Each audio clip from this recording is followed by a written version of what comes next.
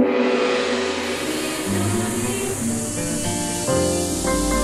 TV Channel 3, Jembatan Pencerahan.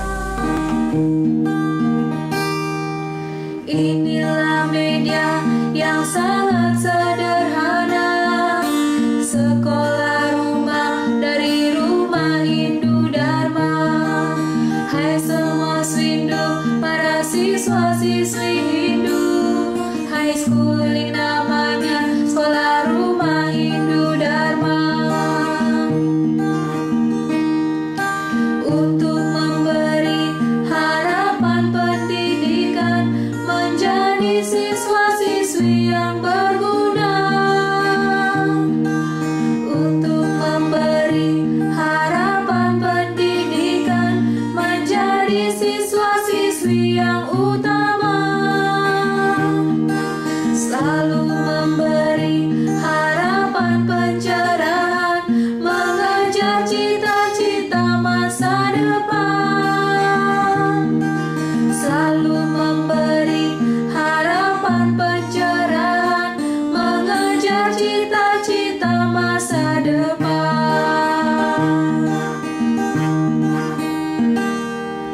Untuk memberi harapan pendidikan, menjadi siswa-siswi yang berguna.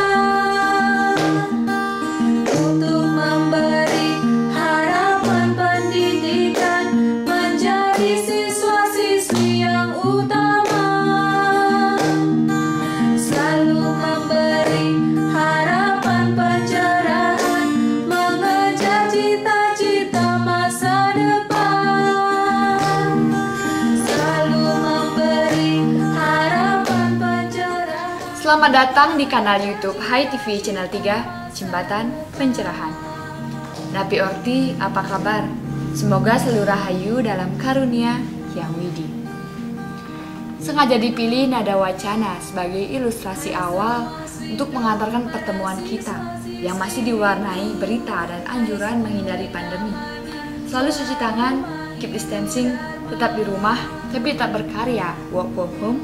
Seperti Hai TV Channel 3 yang akan selalu mengupdate tayangannya berupa tontonan, berisi tatanan, memberi tuntunan. Guna meningkatkan kualitas rada dan bakti kita, karena Hai TV Channel 3, Jembatan Pencerahan. Bersama saya Diah Parisia, kita awali dengan Watang Flash, dilanjutkan dengan acara menarik lainnya.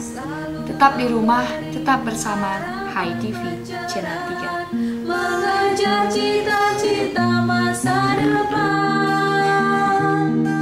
Selalu memberi harapan pencerahan, mengejar cita-cita masa depan.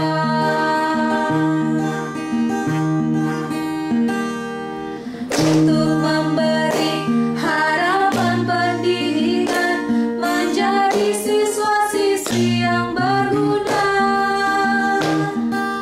Untuk memberi harapan pendidikan, menjadi siswa-siswi yang utama.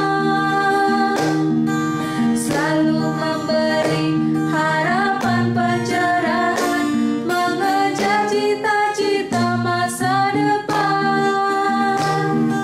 Selalu memberi harapan pencerahan, mengejar cita-cita masa depan.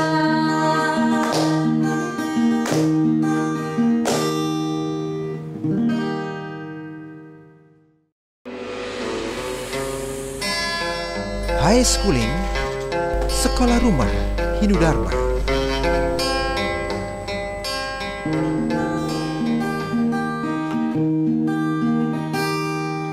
Inilah media yang sangat sederhana, sekolah rumah. Pemirsa Hai TV Channel 3, kita jumpa kembali dalam program High Schooling Sekolah Rumah Hindu Dharma yang akan menemani teman-teman selama belajar di rumah bersama saya Widi Puspita yang akan menemani Anda dalam acara public speaking khususnya tutur sebelum tidur dengan cerita Kancil dan Moha Buaya.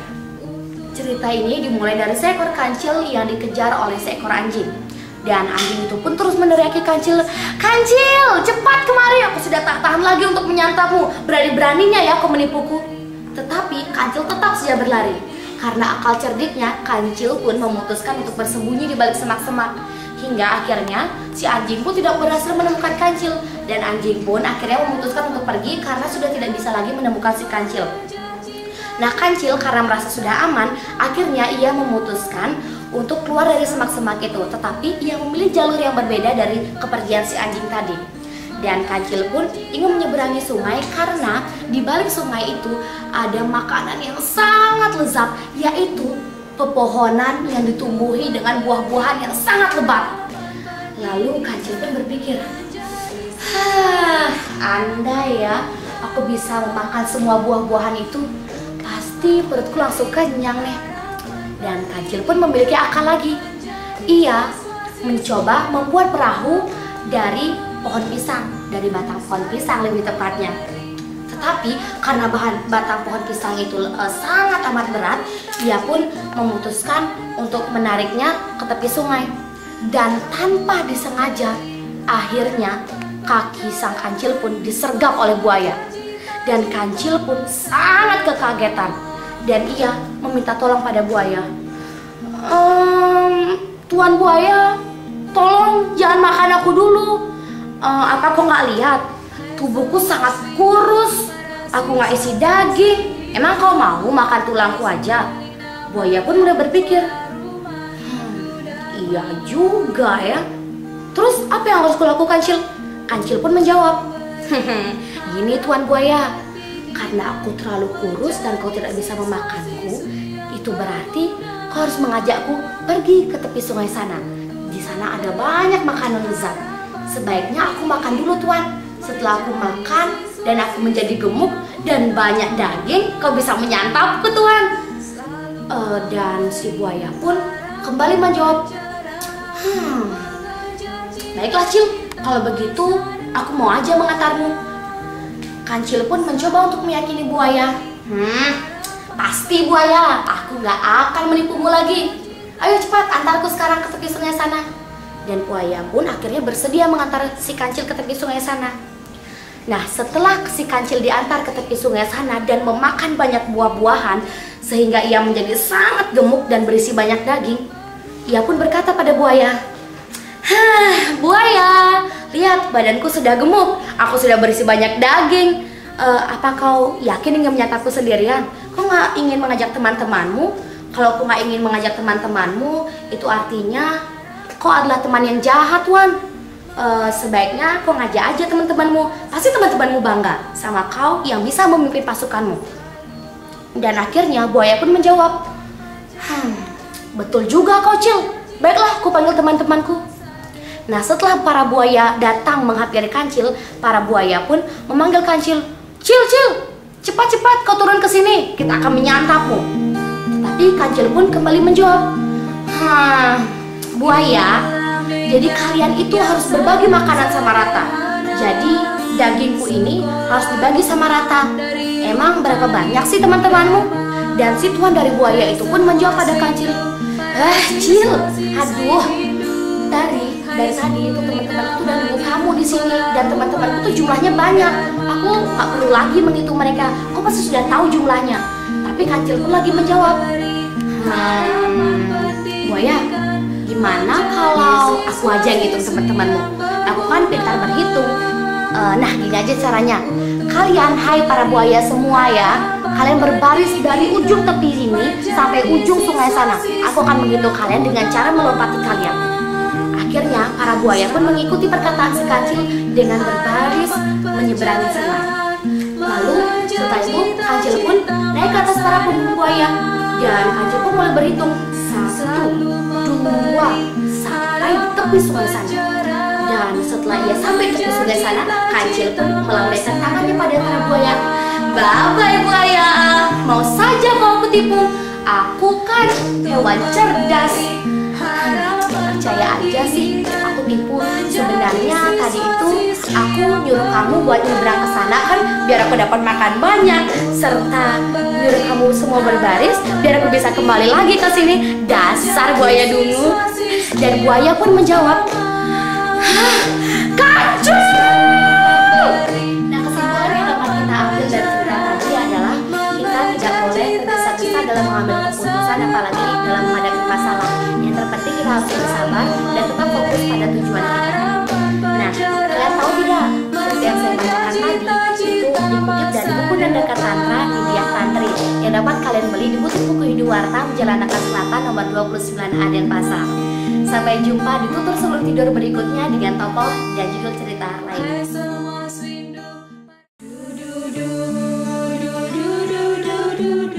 Terima kasih Anda masih bersama HiTV Channel 3, Jembatan Pencerahan yang didukung oleh Duparani.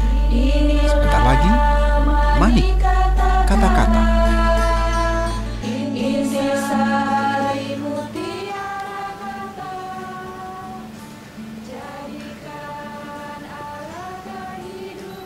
Jangan pernah marahi langit karena derasnya hujan, tetapi lindungi diri dengan rumah yang nyaman, mantel yang tebal, dan payung yang kokoh. Titian Putri Swastini Koster untuk HiTV Channel 3, Jembatan Pencerahan. Jadikan arah jalan kita, berpikir, berkata, berlaksana. Jadikan arah. Sadarkah Anda bahwa akhir-akhir ini kita dihadapkan pada dua kutub pilihan amat genting, memuja kebebasan atau menjaga kesehatan. Tapi apapun pilihan Anda, awalnya adalah waspada, hati-hati, dan adaptasi.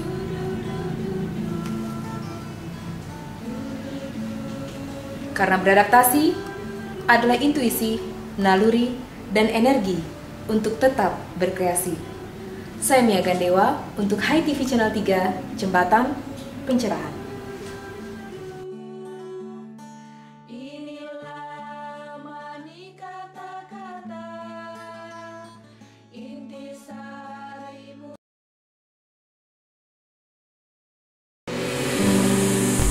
Ngopi, ngobrol inspiratif, mengajak Anda melihat peristiwa dari perspektif berbeda, berbagai tokoh inspiratif. Karena secangkir ngopi, menikmati solusi, bukan sekadar narasi. Pemirsa HiTV Channel 3, Napi Orti, apa kabar? Dumugis tata becek dalam karunia yang widi. Kita jumpa kembali dalam program Ngopi, ngobrol inspiratif semacam diskusi renyah namun serius ditemani kopi esko, exploring, sharing, dan coaching. Ya. Kali ini saya tidak sendiri karena ditemani oleh tamu spesial Bapak Dr. Ide Bagus Teddy Priantara, dosen Undipnas dan juga seorang konsultan pajak di Bali. Ya, beliau sudah sangat terkenal sekali. Dan kali ini akan membahas tentang topik bahasan kita kali ini, peran koperasi dalam aktivitas keagamaan dan recovery ekonomi Bali. Seperti apa prosesnya dan jawaban dari Bapak Ide Bagus Teddy, mari kita nantikan setelah pesan yang satu ini. Acara ini disponsori oleh Butik Buku Hindu, Altarnya Pustaka Dharma. Pemirsa HiTV Channel 3 masih di Studio Wartam, Napi Orti, Pak Teddy. Becek. Ya, kita masuk ke pembahasan Bapak.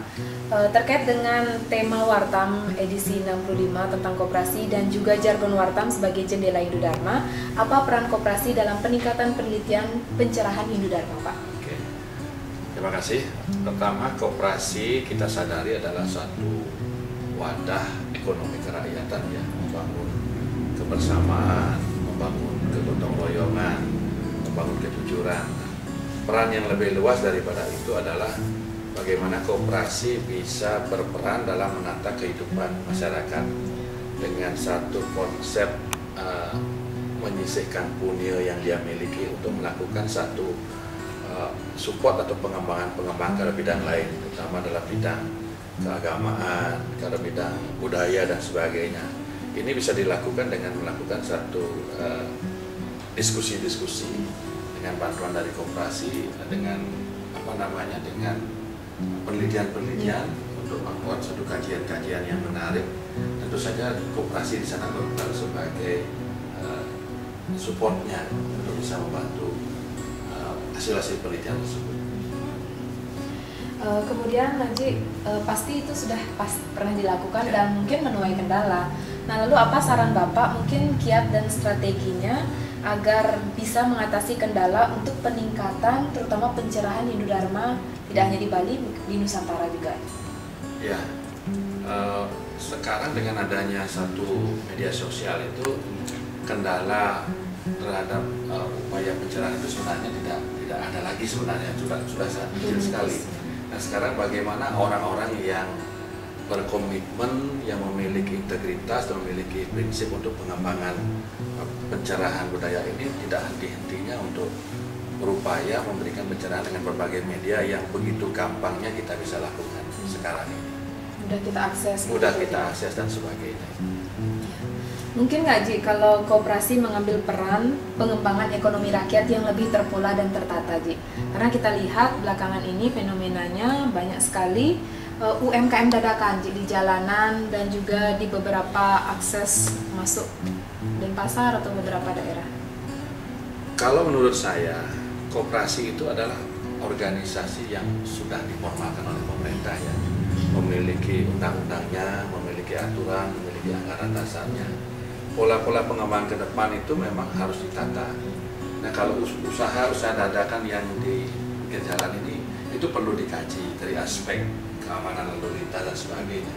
Tetapi kalau koperasi mau berperan di dalam di sana itu mencari satu model, konsep, tempat begitu yang bisa menampung para pedagang-pedagang ini menjadi sebuah komunitas pedagang yang sifatnya karena wabah pandemi ini yang mungkin menyewa satu tempat dikelola oleh koperasi yang memodali begitu, kemudian memanagenya, memberikan modal atau memberikan pinjaman secara ini saling menguntungkan, prinsipnya mutualisme.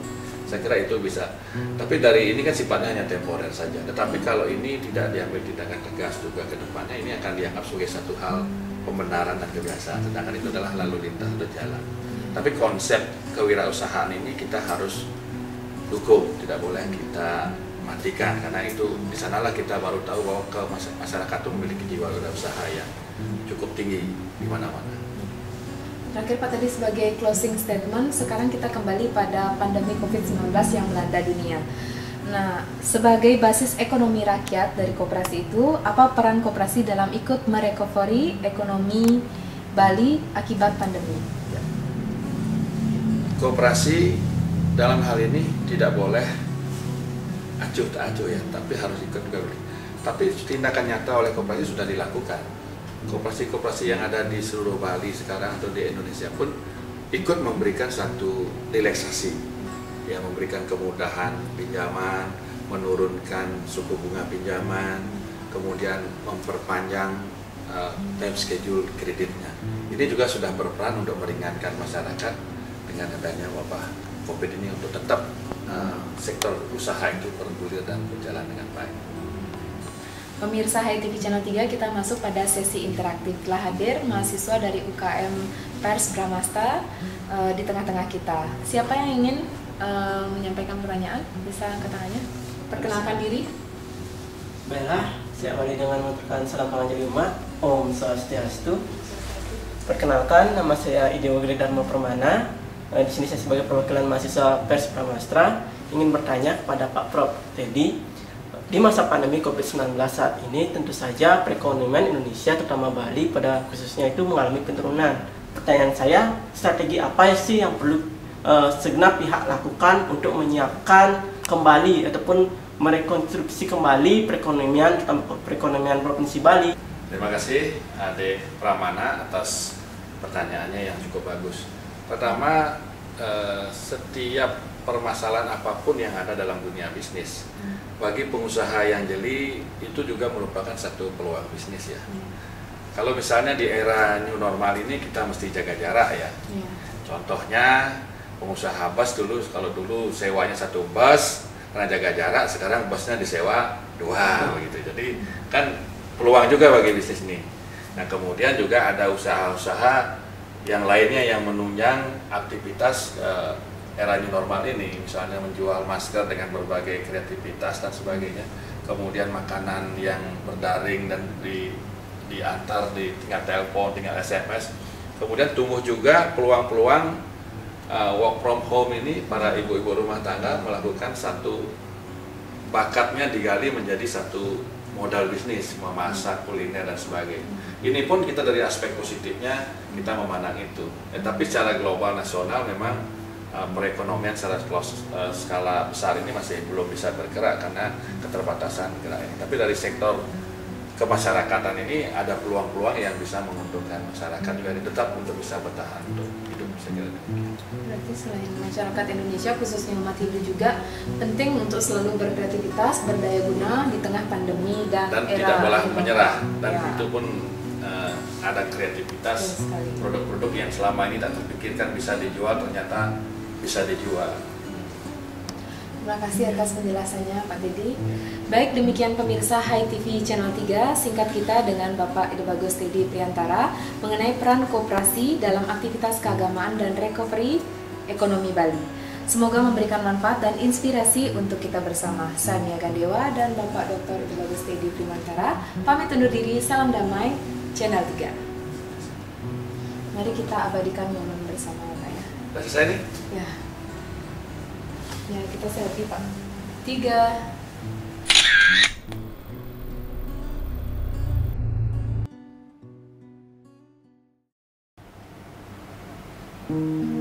Manacika adalah wacika, adalah kaika yang ditarik sudah. Lalu wacika adalah manacika, adalah kaika yang diucapkan. Dan kaika adalah manacika, adalah wacika yang dilaksanakan. Berpikir adalah berkata untuk berbuat dharma. Berkata adalah berpikir dan berbuat berdasarkan Weda. Dan berbuat adalah berpikir dan berkata untuk kebenaran. Saya Diah Parisya, Hindu Dharma Bercahaya.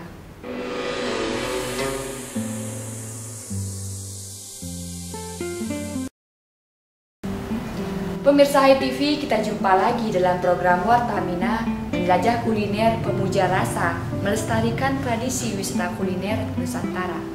Kali ini kita akan menikmati nasi khas Bali yang sangat digandrungi kalangan wong cilik. Nasi jinggo.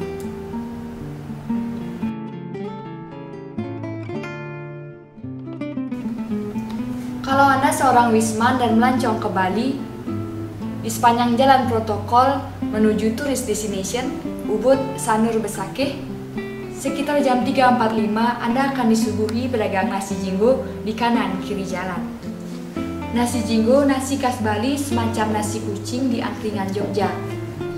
Tapi nasi jinggo tidak mewakili namanya, karena jinggo memiliki kesan borjois, perlente, dan banyak gaya. Tapi nasi jinggo adalah nasi yang sangat sederhana berkelas rakyat dengan khas bungkusan segitiga. Harganya pun kaki 5, tapi rasanya kelas bintang 5. Mari kita lihat isi dalam bungkus segitiga nasi jinggo beserta turunannya dalam lokakarya berikut ini. Pertama, nasi yang besarnya sekepal tangan kanan. Kemudian lauk pauk khas Bali, ayam suwir-suwir, telur dibagi 8, tempe goreng remuk, saur atau serondeng, dan yang paling khas, racikan mie goreng keriting. Tapi yang menjadi ciri khasnya, sambal pedasnya. Kalau kita cari turunannya, semua unsur dalam nasi jinggo adalah berasal dari prasadam. Ayam suwir-suwir dari ayam panggang atau bukaka yang sering digunakan dalam upacara yatnya. Saur mengingatkan kita pada nasi bira di Banyu Pinaro. Semua Banten di Bali menggunakan telur. Yang membuat nasi jinggo kita bisa sebut menjadi nasi akulturasi karena disuguhkan mie keriting goreng. Sambal adalah bagian dari kuisin khas Bali yang khas spicy. Pernak-perniknya demikian kecil, disenangi rakyat kecil karena harganya kecil, tapi rasanya bintang 5.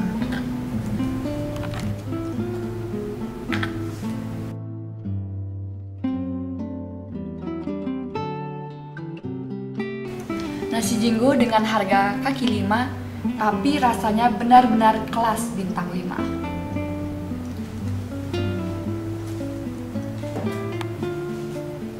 Jalan-jalan ke Kusambo, beli delima di Tembuku. Jangan lupa mampir ke Dong 3, lihat koleksi galeri bukuku.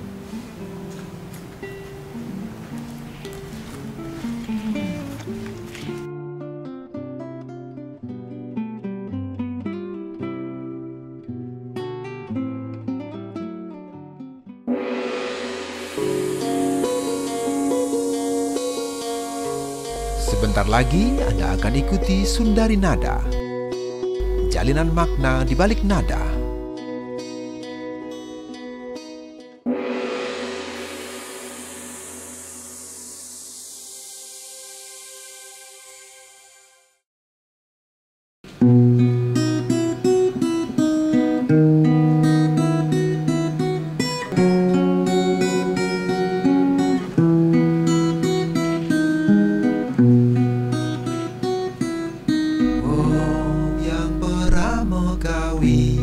Masuki gapura, duduk di natarpura, dirikan candi raga. Oh Mida Sang Yang Widi, aku duduk bersila dengan sikap asana seperti Padmasana. Om Yang Pramokawi, ku pandangi purnama dengan gambar tintia di ujung Padmasana. Oh Mida Sang Yang Widi, kini aku bersimpu dengan bunga dan dupa memuja para dewa. Om Yang Pramokawi, kini aku terjaga dengan jiwa terpejam menganyam doa-doa. Om Yang Pramokawi, kini aku terjaga. Lantunan Sundari Nada, makna di balik nada menjadi sajian akhir kebersamaan kita. Semoga melodi dan penggalan liriknya menginspirasi kita, membangun spirit dalam diri dan bermanfaat sebagai pelita jiwa Hindu Dharma. Saya Diah Parisia, mewakili seluruh kru Hai TV Channel 3 mohon pamit undur diri. Terima kasih atas kebersamaan Anda, para pahlawan Dharma. Karena hanya dengan menonton saja, Andalah pahlawan yang telah ikut menganyam jembatan pencerahan sampai ke seluruh pelosok hati umat sedharma.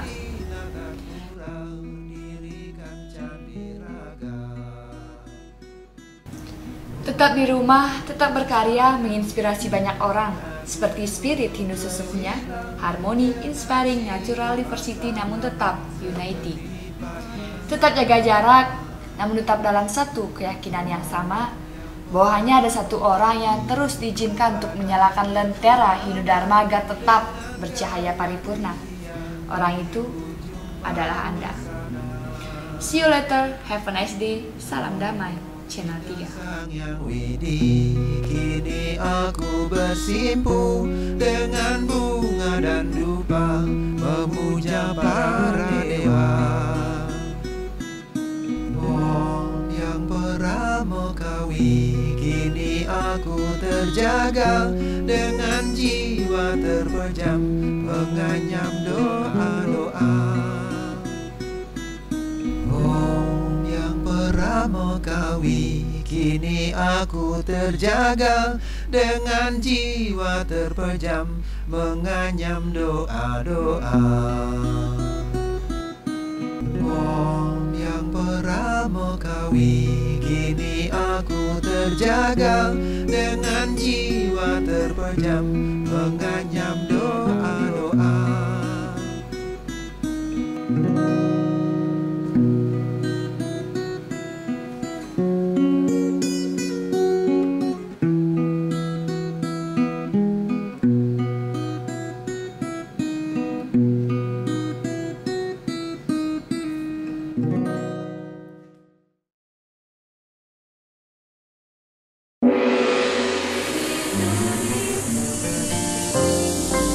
HiTV Channel 3, Jembatan Pencerahan.